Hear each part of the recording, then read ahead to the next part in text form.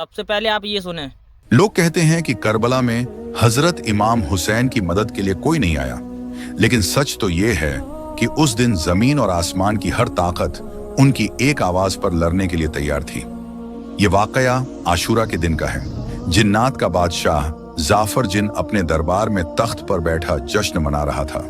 उसे इस बात की खबर ही नहीं थी कि करबला में नबी के घराने पर क्या बीत रही है। तभी अचानक उसके तख्त के नीचे से दो जिन रोते हुए और मातम करते हुए गुजरे। जाफर ने उन्हें रोका और पूछा, अरे आज तो खुशी का दिन है, तुम लोग क्यों रो रहे हो? उन जिन्नात ने रोते हुए जवाब दिया, ऐ बादशाह, आपको खबर नहीं, अभी हमारा गुजर यानी करबला की जमीन से हुआ।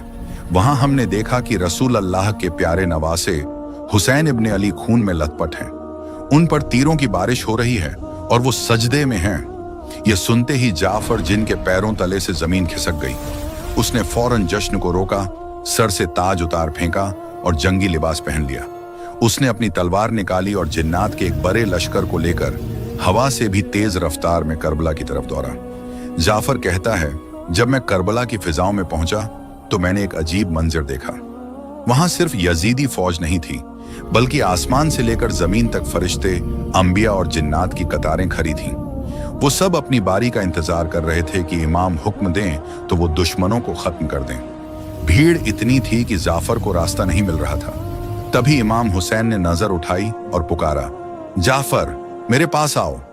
जाफर जिन रोते हुए इमाम के कदमों में गिर गया और अर्ज की, आका मेरे पास जिन्नात की बहुत बड़ी फौज है, मुझे इजाजत दें, मैं पलक झपकते ही इन यजीदियों को राख कर दूंगा, इनका नामो निशान मिटा दूंगा। मगर इमाम हुसैन ने बड़े ही सुकून से फरमाया, नहीं जाफर, रुक जाओ। अगर मैं चाहूं तो एक इशारे में दुनिया पलट दूं, लेकिन मैं अपने नाना के दीन को बचाने के लिए और अपने रब की रजा के लिए यह सब्र कर रहा हूं। मुझे अपने अल्लाह की मर्जी प्यारी है। तो दोस्तों, याद रखना, करबला में इमाम हुसैन बेबस नहीं थे। कायनात की हर ताकत उनके हाथ में थी, लेकिन उन्होंने तलवार नहीं उठाई ताकि इस्लाम जिंदा रहे। करबला का यह मंजर बताता है कि जीत हथियार की नहीं बल्कि सब्र की होती है। अगर आपके दिल में भी इमाम हुसैन के लिए मोहब्बत है तो कमेंट में या हुसैन जरूर लिखें, और ऐसे ही इस्लामिक वाकयात के लिए चैनल को अभी सब्सक्राइब करें।